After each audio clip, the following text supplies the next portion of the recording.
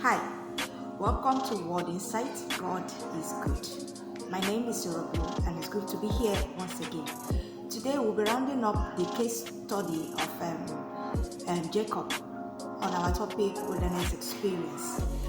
And yes, then we'll move on to the next person. The next person we'll be discussing will be Joseph, his son. So we were in our last video we were talking about how God wanted to show Jacob that his own smartness was nothing compared to that of Laban, and that he is not the only person that can outsmart other people. So because of this, God took him to the house of Laban so that he could be taught and he would realize what he has been doing to other people too. Sometimes we don't know the damage we are causing other people until we ourselves are put in the same situation or in the same circumstance that they are, so that we can feel what they felt. I've heard a lot of people say, if I'm in this situation, this is what I would do. If I'm in this situation, I will never compromise. I will not do this, I will not do that. See, it is easier said than done. A lot of us, we know how to judge other people from afar. Why? Because we have not experienced what they have experienced. We have not been put into the same situation that they found themselves in. So we think that we are superior to them. We think that they are making mistakes. Meanwhile, if they put us in the same situation that those people that are making such decisions are put in, we will make worse decisions. And that's the actual fact. So God wanted Jacob to feel the heat that he was given to other people, especially to his brother, to his twin brother Esau. That was why he took him to Laban. And with all his smartness and everything, who would have thought that old Jacob would fall victim of such a very simple and easy scam? Because how do you explain going in or sleeping with a woman that you could not even see her face? I don't understand. I don't know. It was just too trusting. Maybe because he felt, that's another thing about people who feel that they are superior. They can never imagine themselves falling victim, ever. They can't imagine that someone else could play them at their own game, So it's always very easy for them to fall when it actually happened. And that's the same thing that happened to Jacob.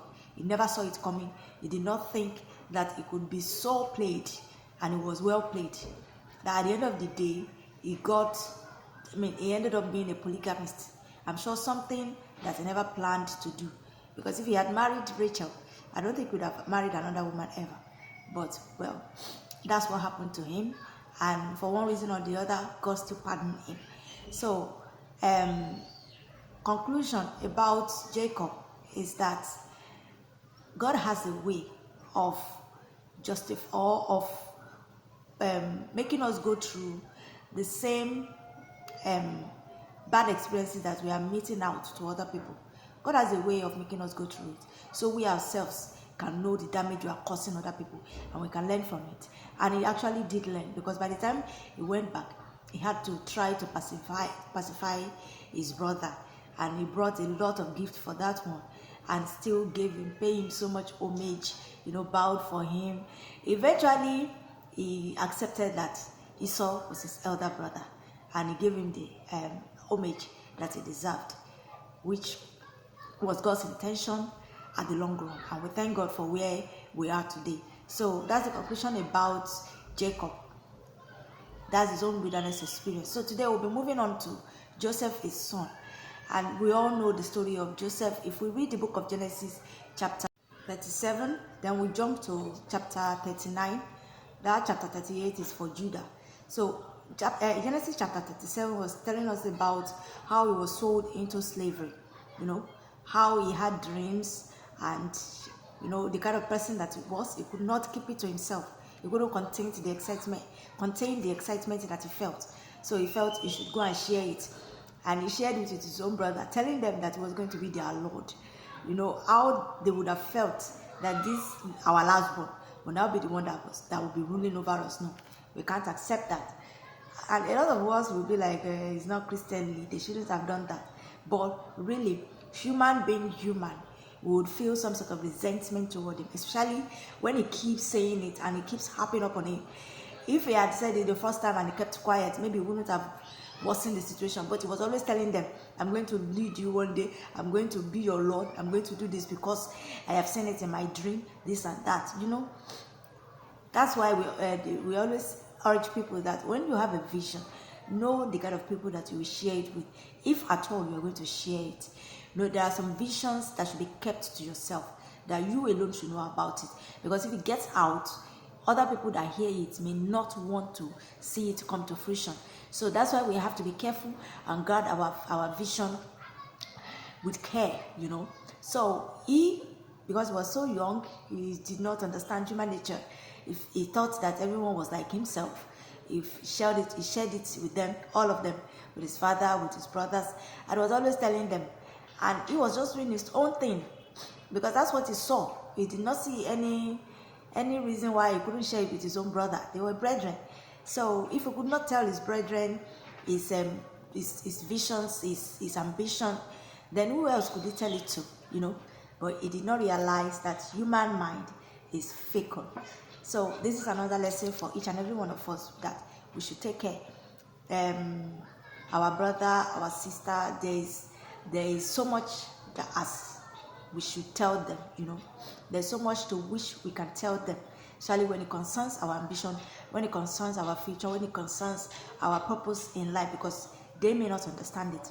And aside from them feeling resentment towards you, they may even be afraid for you, thinking that your vision is too big for yourself. And before you know it, they start suggesting, they start giving their advice and trying to limit you, to let you and put you in a box, so that to them they feel that they are protecting you. They don't know that they are sowing some sort of seed inside of you that is making you doubt that vision that you have, and you might eventually doubt that vision, and it may affect the vision in the future. So that's why we need to be very, very careful the kind of people that we share our ambition, our future plans, our purpose on the earth with, our visions with, because not everybody will like it, not everybody will encourage it, not everybody will be on board with it. That's why we have to be careful.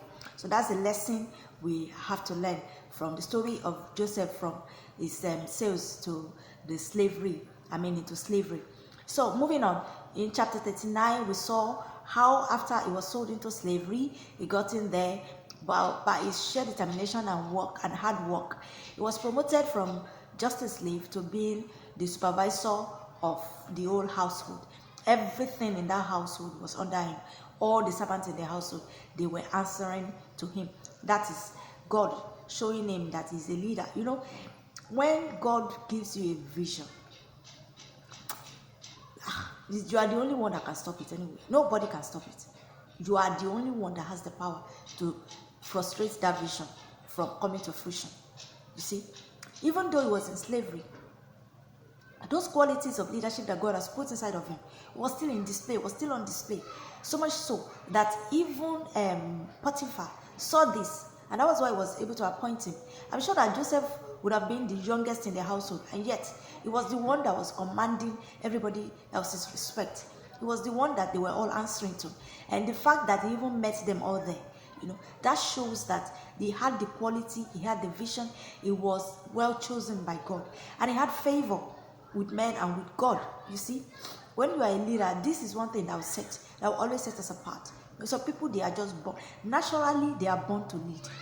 You can't compete with it. It's just natural. It comes to them naturally.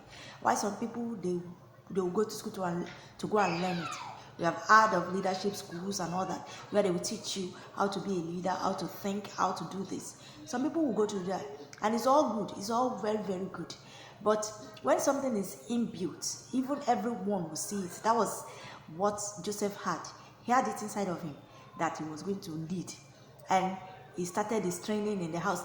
Even though he was in slavery, he was learning to be a leader.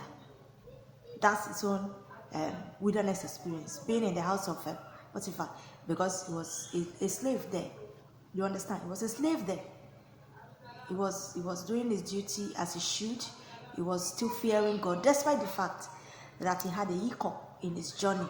He still never gave up that vision.